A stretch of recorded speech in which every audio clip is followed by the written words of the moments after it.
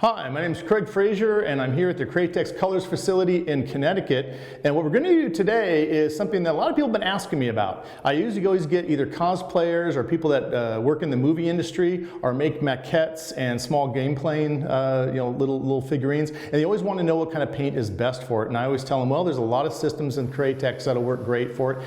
And this is a perfect example. What we're going to do today in this video is show start to finish working on an actual cosplay helmet. In this situation, this is a Boba Fett helmet. You might recognize the Mandalorian shape, and this is, in my opinion, the OG Mandalorian, which is Boba Fett. And we got all the accessories here for him, and we actually even have another accessory that doesn't belong to him. This is an R2-D2 little video camera. I think it goes on top of the head of his dome. We're going to be working on that in another project, but I want to show you it's made from the same material, and I want to show you how we're going to make this look like it's metallic. So we're doing an authentic reproduction of the Boba Fett helmet down to, it doesn't have the dent in here like you see some helmets have. What we're going to do is we're actually going to paint all of the paint chips, show the silver rub through, show the texture, and we're going to show you how to make texture, how to get the colors to lay on here, what to put on the surface, how to prep the surface, pretty much anything you need to know on painting this. The only thing we're probably not going to do is put in the actual visor, which like an idiot I left back in California.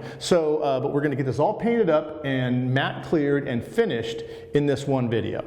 Now, beforehand, this is the way we get stuff, right, from the company. This is an NME props helmet. There's a number of companies out there, Anovos, I can't remember all the names, but all of them make excellent versions of different types of Star Wars or cosplay helmets. This helmet itself is a cast resin, or actually it's a urethane helmet, and it's got a colored urethane, very nice quality casting. There was very few flashing or anything we had to work on. We had to cut and file a few things on it, but overall, we just went over the whole thing with some 220, and it's ready to paint. Luckily, this is not a flawless helmet. If you've ever seen Boba Fett's helmet, it's pretty chewed up and thrashed. So I don't really worry about fixing it up that much. We did a little bit of body working, not much. We had a little bit of inclusion right here I wanted to fix, a little bit of Evercoat. If you're wondering what we just use a simple Evercoat body filler, very similar to Bondo, two-part polyester filler. Put it on there, sand it, it's good to go. Now, a lot of people come in and put on a polyester primer on top of this, or what we call a DTS, or a direct-to-surface primer. We don't really need to do that with this as far as a polyester primer, because it doesn't need any more sanding. It's actually in good shape. But what we are going to put on it is we are going to put an adhesion promoter sealer on it to make sure we lock everything down, and it gives us a good surface we can mask on and paint on without any lifting. And what's the best thing to work on? Not just resin, but urethane, acrylic, polyester, you name it, aluminum, fiberglass. Some of the best stuff I've ever used is the new Createx, not just auto-borne sealers, but also the new UVLS system. We can either use, in this case, the transparent 6000. The reason I'm using transparent, I have no need to put any more white pigment on this. It's already white. The next colors we're going to put on top, we're using this white as the base. So I want to use a transparent sealer. Createx is unique from its competitors in the fact that they make, not just in the auto-borne, automotive grade sealer line or the UVLS line, absolute transparent sealers. Now the UVLS clear, the UVLS resin, is not just transparent, it comes in 3 different types. There's a 4050, 4051, and 4052 UVLS. That means the 4050 is a gloss, 4051 is a satin, 4052 is a matte. Now we're going to be using the 4050 as a preliminary sealer, and I'll tell you why. The gloss has the best adhesion properties of any one. I also love mixing it as a balancing clear. We're going to be using, color-wise on this helmet, we're actually going to be using the illustration line, which people say, well, that's just for illustrating, that's just for art, fine art, or small design. That's not for automotive grade or quality. I'll tell you something, all the pigments in Createx are the same grade, the same automotive grade and quality. And the difference with the illustration line is the pigments they're ground very fine, but they also have a sub-micron shear on the acrylic resin, which makes that stuff spray very, very fine, and that's perfect. What I do is I take that illustration, I mix it in with the UVLS as a balancing clear, and that becomes our paint. Then the last thing we put on top of this is going to be the 4052, which is actually the matte finish from the UVLS system. So we're going to be sandwiching UVLS with UVLS with UVLS. The most durable system you could ever do, because it just has a commonality of all the same resin. And the only reducer we're going to be using is the standard 4011 we're going to mix in. Now, Before I start spraying, we sanded all this. I think I already told you with 2020, it was clean enough to do that. It's already white. Now they may say, yeah, but should I put some white here? If this was going to remain white, yes. Anyone that knows this is a black piece on Boba Fett's helmet. So I'm not really worried about that coming through on black.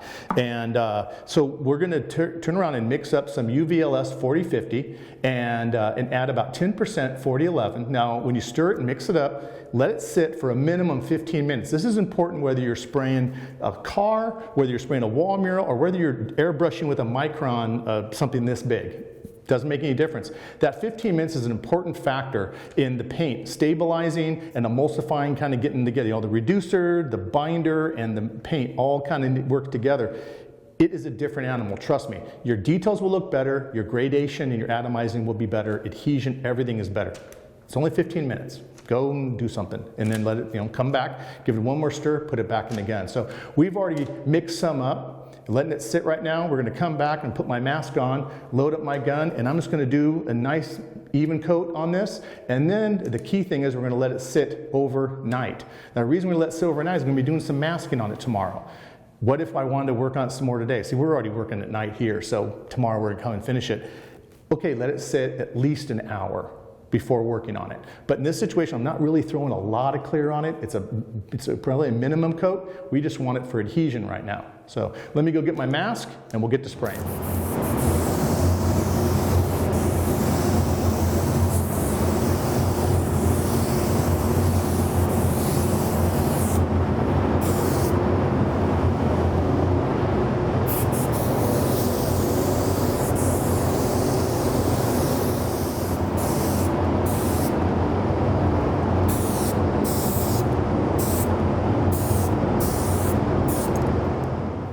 Okay, if you remember, I just got finished shooting my Boba Fett helmet as well as the components with the 4050 sealer. And you want to leave that before doing any masking or painting on it at least about an hour. We did it optimal. We worked on it last night, so we had it sit all night long, and that worked great. So it was good and hardened up. In fact, I even came in and used a little bit of a used red Scotch-Brite just to go over and just knock it back a bit, and then of course wiped it down again. And it's time to add some paint. Now the commonality we have with this paint and our sealer is I'm using the 4050 UVLS clear also for the balancing clear. Now the colors I used here are all illustration except for one. I used Vile Green, which is part of the Tim Gore line. I've got the Opaque White, which I used to, of course, lighten it up a little bit. I used Tim Gore's Code Blue right here, which is a great greenish blue, but it has a little bit of a sickish look to it, as Tim Gore. And then, of course, to tint it back, I used some Candy Black, which is part of the Candy 2.0 system. This is a highly transparent dye, whereas the rest of these are pigmented paints. Mixing those together, I went ahead and matched a picture I had online. Now, there are a lot of Boba Fett helmets online. I chose to pick one that, from previous experience and working with different companies with Lucasfilm, it's a Lucasfilm approved color. Please do not write in and tell me I got the color wrong. If I did, I did, and so did everyone else out there. There's a lot of different interpretations. Mine's based on Episode 5 and the Boba Fett, pretty much the premiere, the debut of them. Is it exactly to specs? I wasn't privy to the original helmet colors, but got pretty dang close, I think. And we're gonna do so much different effects and techniques on it, I'm not really worried about being that close to it. All those colors I mixed ahead of time, and then as soon as I was finished, I went with the same 4-to-1 mixture that I've used in the past, where in some cases I go 1-to-1, but in this situation I wanted mostly there to be color, so 3 parts color, 1 part of the UVLS 4050, about maybe 10%, maybe 15% of the 4011, mix it up, and very, very important, let it sit for 15 minutes. Basically stirred it up in one of these cups, strain it. You always want to strain it, and then add it to the PPS cup on our LPH 80 by Iwata, and this is the one with the I believe it's the 1.2 nozzle. I'm not sure exactly off the top of my head. 1.2? Yeah, it's 1.2. So anyway, going to go ahead and turn the booth on, throw my mask on, and on this, the way we're painting this, we're doing it in a sequence. And I could go ahead and paint the entire helmet this color. This color is not. Now, if you want to know the colors I've mixed on this helmet, there's 3 primary colors. People sometimes say, oh, there's green, and then there's black, and then there's red. Well, there is black, but the color that's in here, this color right here, is actually a darker green, closer to the Vile Green's original color. This color here and here, and this color is the same. This color you see in this area, and the color back here, is actually the same. Then there's the red, which is this, the trim back here, the great insert back there, and of course coming forward this part is all the red. What I'm going to do is I'm using the lightest color, which is this green, which has a lot of white in it, and that's going to be the color. I'm going to come in and just spray it. I'm going to get overspray on these areas. I'm not worried about it. I want to mask as little as possible. So the first color I do, I'll just get overspray all over the place because I want coverage here and I want coverage here. I could care less about the rest of the area. Then we're going to come in and back mask that, hit this area with the dark green, then we're going to back mask that, and the last thing we're going to do is we're going to hit it with the red. The reason we're doing this is the red covers very, very well, and it kind of dominates the green. And secondly, there is so much damage and silver and black and scratches and whatever in the red. You're not going to see any of the overspray, don't worry about it. So just want to give you an idea that even at this level, there is a strategy. Always have a game plan. And then if something goes wrong, get ready to call audibles. You know what I'm talking about. So we're ready. I got this all nice and wiped down using the water-based PPG pre-cleaner. And it's dried, wiped. We're ready, so I'm going to put my mask on, turn the booth on, we're going to start painting.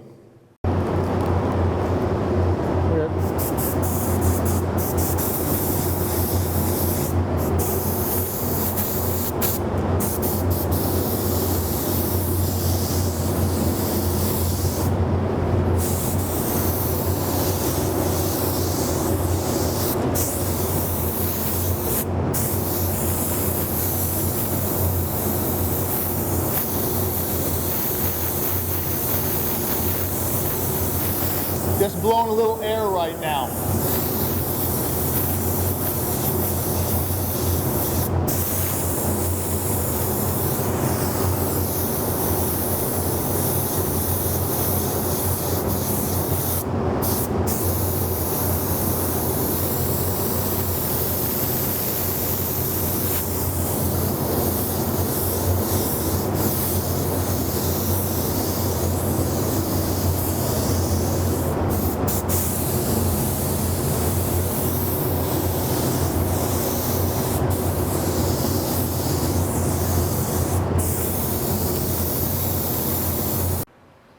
Okay, after giving about an hour for this to cure, and you don't want to tape on anything less than an hour, and that goes for solvent as well as water-based. If you go a little bit longer, that's cool, but this paint dries really, really nice, really, really smooth, and it locks in good enough you can tape on it. I'm also taking a little extra precaution. I'm going to be taping using some of the FBS LaRouche tape, which is a very, very minor tack. It's their red vinyl tape. And what I'm going to be doing is I'm going to be masking off this area and just these 2 areas, because I'm going to come in and spray the dark green on the back and in this area right in here. I'm not concerned about overspraying on the red area because that's the last one, which will be back masked, and then the red will be sprayed. So I already checked and felt it, did a little tape test in inconspicuous area. They always tell you to. No lifting, no issues. We're ready to go. And just going to take this tape and very carefully line it up and just kind of walk it around the perimeter of this top part of the helmet. Now this tape sticks by pressure. It's pressure sensitive, so you press down on it, the glue will stick a little bit better than if not. But also if you stretch it, it makes it less adhesive. So be really careful not to stretch this tape too much, otherwise the tape won't have any adhesion. Some people don't even realize how much they're stretching the tape when they're pulling it. I'm being very cautious to not hold the tape. I'm going to let it so it can unwind on its own accord, and it'll unwind before it stretches. And I'm going to snap it over here. I don't want to snap it on the surface because then it'll pull the tape right there, and I don't want that part to actually be affected. line it up with the next one, and then I don't care if it goes into there because I'm going to come in with some 3/4 inch, I don't have it right here, but I'm going to use some of the yellow tape, 3/4 inch yellow, and then paper that one area. So that area is going to be masked. Then I come in, and the reason I'm using this tape is it bends so nicely around corners. I can come in, and it's kind of a tight bend here. Normally I might want to use like an 1/8 inch, but this will be fine. And I'm masking right to the edge that I want the dark green, which is going here, to be at. Not where it's a little button. I'm going to hand paint this guy silver later because that's what color he is. He's something like little, I don't know what the heck it is. All the little things you see attached to Star Wars helmets and guns. There's a cosplay, and actually it's not cosplay, it's actually a studio term for it. They're called greebles. So the little weird stuff, gears and little goods, that's a greeble right there. We have no idea what it is. It probably is honestly, looking at it, looks just like a coat button. It was just glued on. It's got 4 little holes in it, just like a button does. And do the same thing on this. It's kind of hard to see where that line is because it's so matte. It's another nice thing about this illustration paint. It lies so flat. And even though this is a gloss, 40/50 that we added to it, the illustration paint itself is enough of a matte, it just kind of killed that gloss. It left it kind of a satiny look. There you go. Stretch it there. Back in there, press it down where I like it. And then I will back mask that, and the next step will be us coming in and actually spraying that dark green color, which I already have mixed right in here. The mixture we used in this was a combination of Illustration Decay, Vile Green, both these colors are from the Tim Gore line, as well as Code Blue and a little bit of white. But mostly in this one it's Vile Green and Decay. A little bit of Candy Black also, just to kind of darken it up. I want this to appear almost dark at night, but then when the light's hitting it, it's got to have like a real foresty, deep, dark green. And that's the color it's going to go here and going to go on the back of the helmet.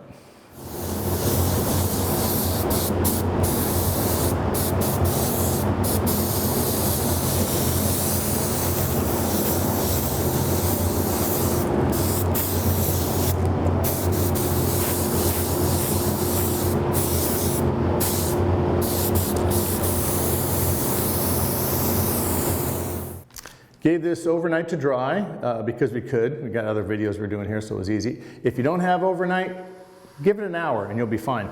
And you notice how it came out really nice and smooth. Now there's some areas like, oh, you missed a spot there. No, I didn't. I don't care about that spot. It's going to be the next color. That's what I care about there, and that's what I care about there. Ooh, smooth.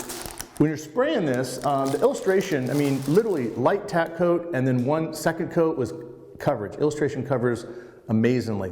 And when you first spray it on there, if you see a little bit of orange peel, don't freak out. It means you got a little bit heavy on the material. Wait for it to dry. Just get some air. Don't use heat, air. Air motion, and all of a sudden just levels out really nicely. Same with the autoborne sealers, same with the UVLSs, same with a lot of the Createx products. A lot of waterbornes in general, but Createx products really flow out nicely. But don't keep on honking on the material. You can get runs, like anything. This right here is nice and dry, and what we're going to do now is we've kept this area masked off, which is our lighter green. The dark green, I'm going to mask that off now, leaving this, which are red. And those are going to be the only things we're going to use a full-size gun on until the end when we put a clear coat on it.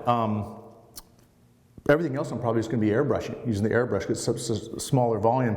And if you get some screw-ups on this, another thing, I usually don't tell this to people. They'll say, don't worry about it if you make a mistake. Have you seen Boba Fett's helmet?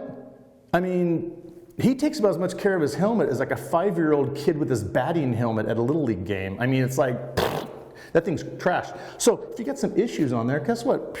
Little blaster damage and you're good to go. Now, I'm still going to be careful on masking on it because I don't need any heavy tape. I'm not going to come in and use Gorilla tape on this just to prove a point. So I'm using my La Rouge tape from FBS, and I'm going to come in and I want to tape as close to that edge as possible. I'll bring this all the way up. Now, this one, I'm going to bring up and snap it there. I went beyond the edge, and I'll tell you why. I'm going to come along this direction now, And I'm trying to follow that edge as close as possible. But again, it's not that big. I don't think Boba really was working hard at his masking when he painted his helmet. Yeah. There we go.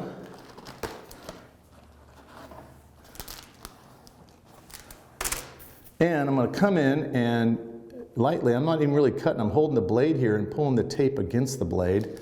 I will use the blade here, but very, very carefully just to score this tape to give me that clean edge right there. Then what I'll do is I'll come in with my masking tape.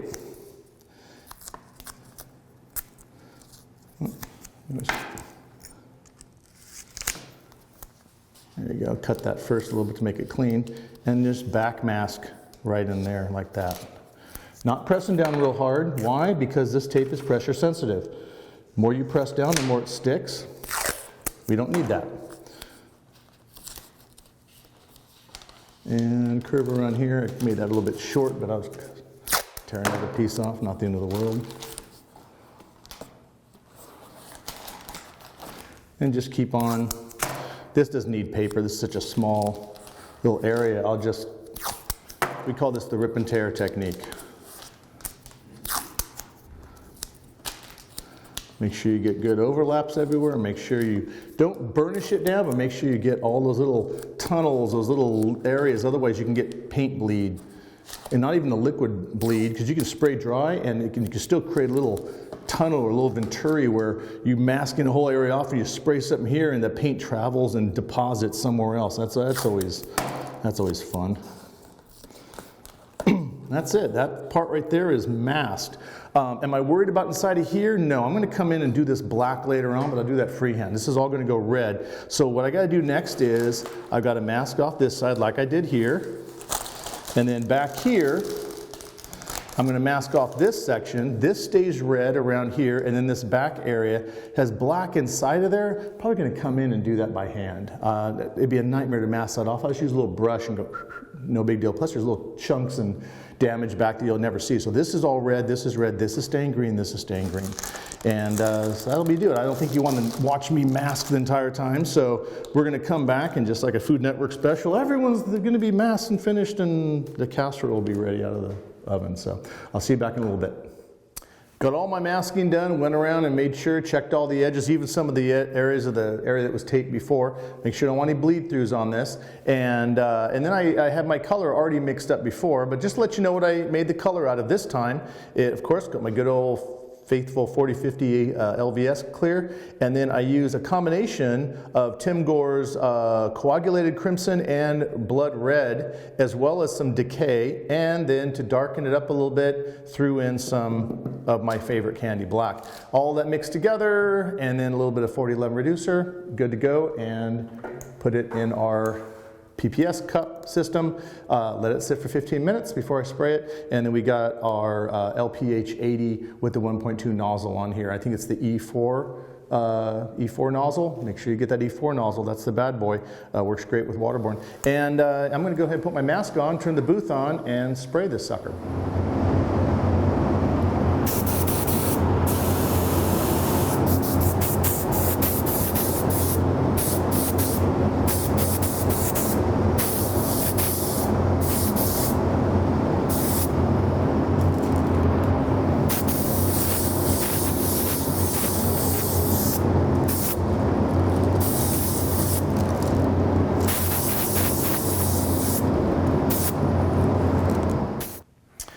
Got the helmet all unmasked. You see how nice it looks? Basically a nice, clean, crisp light. You can see the colors look quite a bit different with all that tape off of there. And as it is, it's almost like kind of day glowy bright because we don't have all the thrashed stuff going on.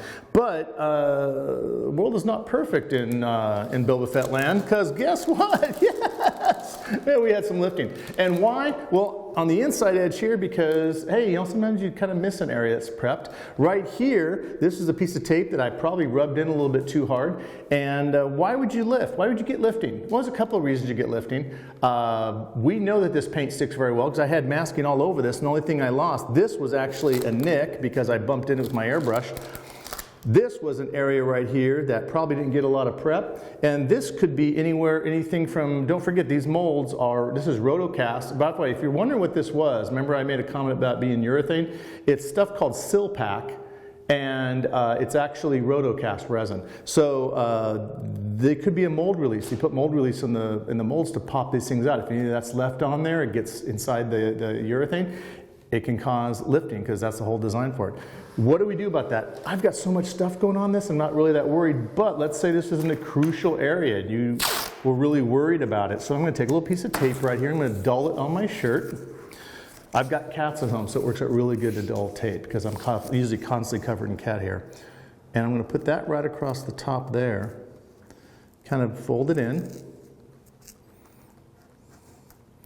Then I can come in, and I've got this color in my airbrush.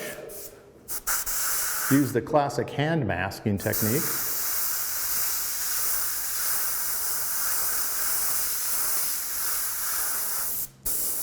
Blow it until it's dry. All of a sudden you're like, wait a second, oh my gosh, it's all better.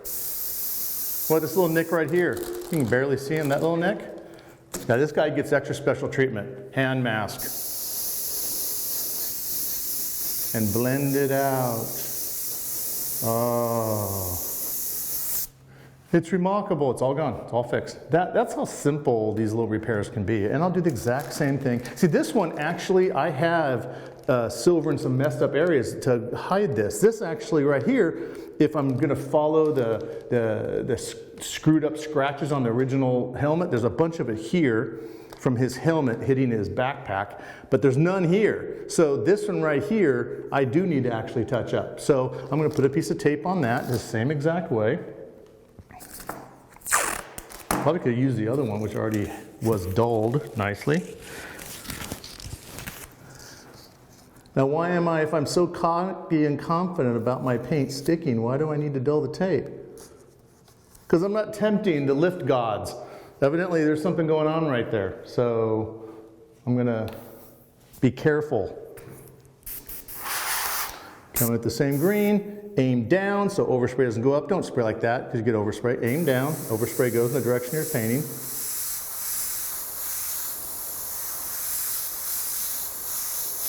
And blend it down.